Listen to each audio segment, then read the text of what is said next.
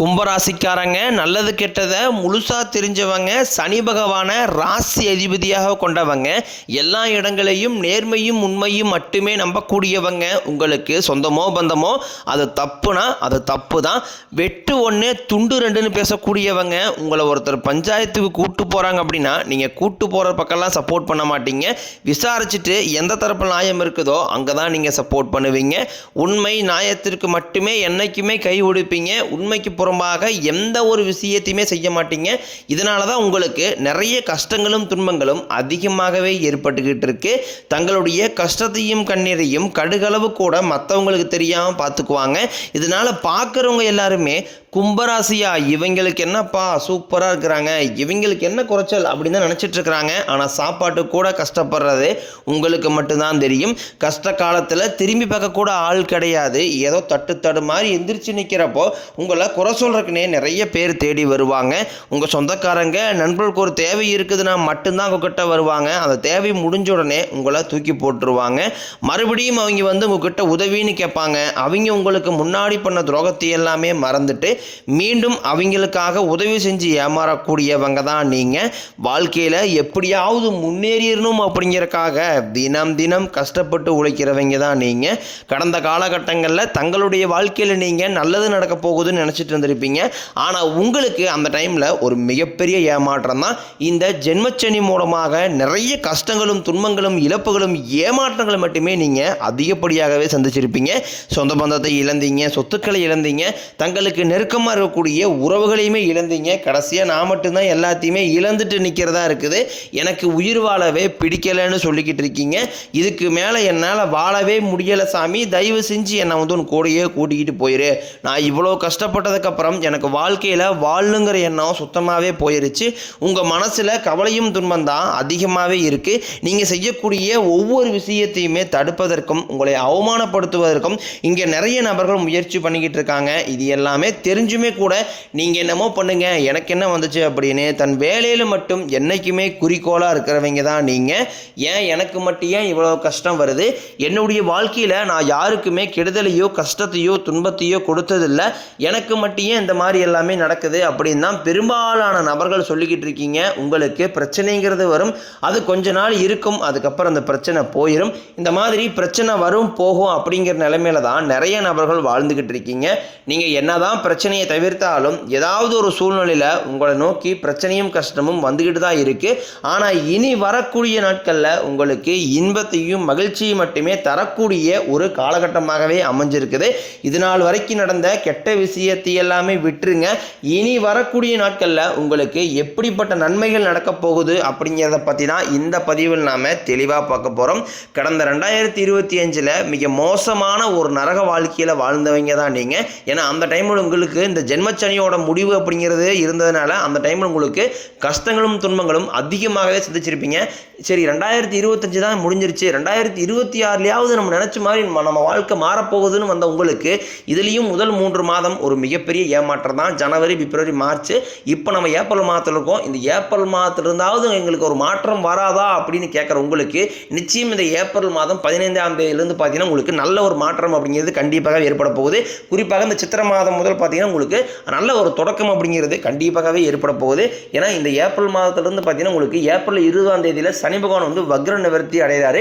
எங்கே வக்ர நிவர்த்தி அடைகிறாருன்னு பார்த்தீங்கன்னா உங்களை விட்டு போன சனி பகவான் தற்பொழுது மீன ராசியில் இருக்காரு. அங்கே இருந்து வக்ர நிவர்த்தி அடைகிறாரு. அதுவும் பார்த்தீங்கன்னா குருவுடைய ராசியில் வக்ர நிவர்த்தி அடைகிறதுனால இத்தனை நாட்களாக நெகட்டிவாக மட்டுமே செயல்பட்டு கொண்டிருந்த சனி பகவான் தற்பொழுது உங்களுக்கு ப்ளஸ்ஸாக மாறி செயல்பட ஆரம்பிக்கிறாரு.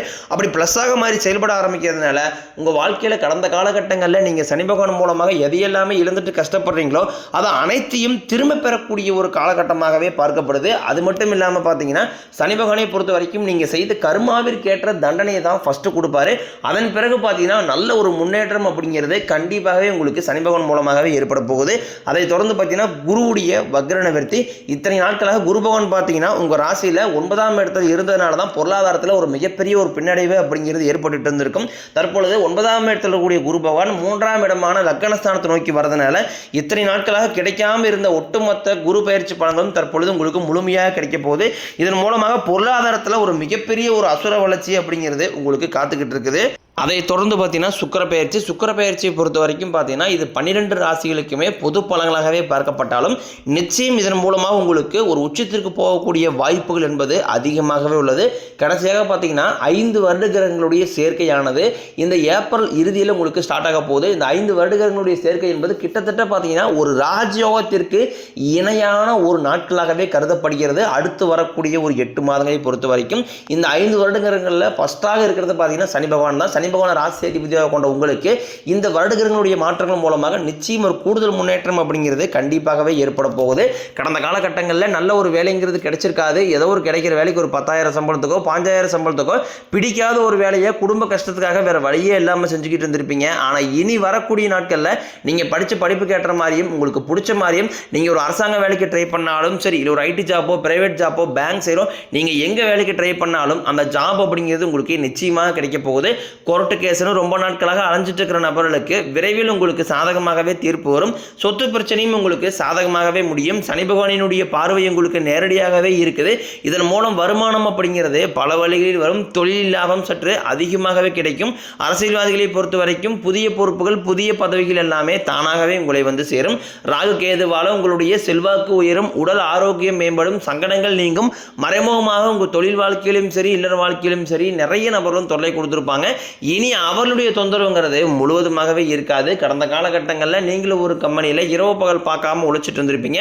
உங்களுடைய சொந்த கம்பெனியாக நினச்சி வேலை செஞ்சுருப்பீங்க. ஆனால் உங்களுக்கு இது நாள் வரைக்கும் சரியான ஒரு அங்கீகாரம் அப்படிங்கிறது கிடைச்சிருக்காது. உங்களுக்கு அப்புறமோ கூடிய கூட நிறைய நபர்கள் வேலைக்கு வந்திருப்பாங்க.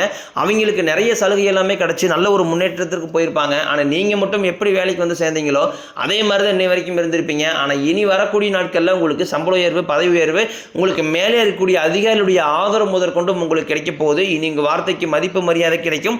அந்தஸ்தில் நீங்கள் எதிர்பார்த்த உயர்வுக்கு போக போகிறீங்க. இனி நினைச்சது எல்லாமே நடக்கும். தொழிலில் வியாபாரம் தடைகள் அனைத்தும் விலகும். லாபம் அதிகமாக கிடைக்கும். முன்னேற்றம் உண்டாகும். வரவேண்டிய பணம் விரைவில் கைக்கு வந்து சேரும். நெருக்கடிகள் விலகும். செல்வாக்கு அந்தஸ்து உயரும். வெளிநாட்டு முயற்சிகள் வெற்றியை தரும். தெய்வ சிந்தனை அதிகமாகும். பெரியோர்களுடைய உதவிகள் கிடைக்கும். உறவுகளில் இருந்த சண்டை சச்சரவை முழுவதுமாகவே விலகும். புதிய நண்பர்கள் உங்களுக்கு உதவி செய்வாங்க. தொழிலில் ஏற்பட்ட நெருக்கடிகள் நீங்கும். முடிய கிடந்த நிறுவனங்கள் மீண்டும் இயங்கும். வியாபாரத்தில் எதிர்பார்த்த லாபம் கிடைக்கும். புதிய தொழில் தொடங்கக்கூடிய முயற்சிகள் அனைத்தும் கண்டிப்பாக உங்களுக்கு வெற்றியை தரும். கடந்த காலகட்டங்களில் திருமண நிலை அப்படிங்கிறது பார்த்தீங்கன்னா உங்களுக்கு நிறைய பிரச்சனையும் சிக்கலையுமே பெரும்பாலும் சந்திச்சிருப்பீங்க. இதில் குறிப்பாக பார்த்தீங்கன்னா பெண்களுக்கு ஏதாவது ஒரு வகையில் திருமணம் அப்படிங்கிறது எளிமையாகவே அடைஞ்சிருது. ஆனால் ஆண்கள் தான் ரொம்ப பாவம். அடிச்சு பிடிச்சி நிச்சயதார்த்தம் வரைக்கும் போனால் கூட அக்கம் பக்கம் இருக்கிறவங்க தெரிஞ்சுவங்கன்னு கெடுத்துவர்கள் நிறைய நபர்கள் இருக்காங்க. அது மட்டும் இல்லாமல் ஜாதகத்திலையும் பார்த்தீங்கன்னா சுத்த ஜாதகம் ராகு கேது ஜாதகம் செவ்வாய் ஜாதகம் இருக்கிறதுனால திருமண தடை அப்படிங்கிறது உங்களுக்கு அதிகமாகவே ஏற்பட்டுக்கிட்டு இருக்கு. இது அனைத்தும் இனி வரக்கூடிய நாட்களில் முழுவதுமாகவே நிவர்த்தி அடைஞ்சு விரைவில் நீங்கள் திருமண வகைக்குள்ள அடியெடுத்து வைக்க போகிறீங்க. வாழ்க்கை துணையை இழந்த கும்பராசி ஆண்களோ பெண்களோ அடுத்து வந்து செகண்ட் மேரேஜ், அதாவது இரண்டாவது திருமணம் பண்ணலாமா வேண்டாமா அப்படிங்கிற ஒரு மிகப்பெரிய குழப்பத்தில் இருப்பீங்க. அப்படி இரண்டாவது திருமணம் பண்ணும்போது சொந்தக்காரையும் தப்பாக பேசிடுவாங்களா, ஊருக்காரையும் தப்பாக நினச்சிடுவாங்களா, அவங்க நினைப்பாங்க இவங்க நினைப்பாங்க அப்படின்ட்டு நிறைய நபர்கள் வந்து இரண்டாவது திருமணத்தை பற்றி யோசிக்காம இருக்கீங்க. இப்போ இருக்கக்கூடிய பொருளாதார சூழலையும் இப்போ இருக்கக்கூடிய காலகட்டத்தை வச்சு பார்க்கும்போது ஒரு சிங்கிள் பேரண்டால் இந்த சொசைட்டியை சர்வே பண்ணுறது ரொம்ப கடினம். நீங்கள் எதிர்பார்த்த மாதிரியே நல்ல ஒரு மறுவாழ்க்கை அப்படிங்கிறது விரைவில் உங்களுக்கு அமையும். குழந்தை பாக்கியத்திற்காக இயங்கிய கும்பராசி நேரில் பார்த்தீங்கன்னா எங்களுக்கு மேரேஜ் ஆகி 3 வருஷம் ஆகுது சாமி, 5 வருஷம் ஆகுது, 8 வருஷம் ஆகுது, நாங்களும் போகாத ஹாஸ்பிட்டலில் பார்க்காத ட்ரீட்மெண்ட் இல்லை, வாரத்தில் 3 நாள் கோயிலுக்கு வழிபாடு செஞ்சு வந்துட்டு இருக்கோம், ஆனால் எங்களுக்கு குழந்தை பாக்கியமே இல்லை சாமி அப்படின்னு தான் நிறைய நபர் சொல்றீங்க.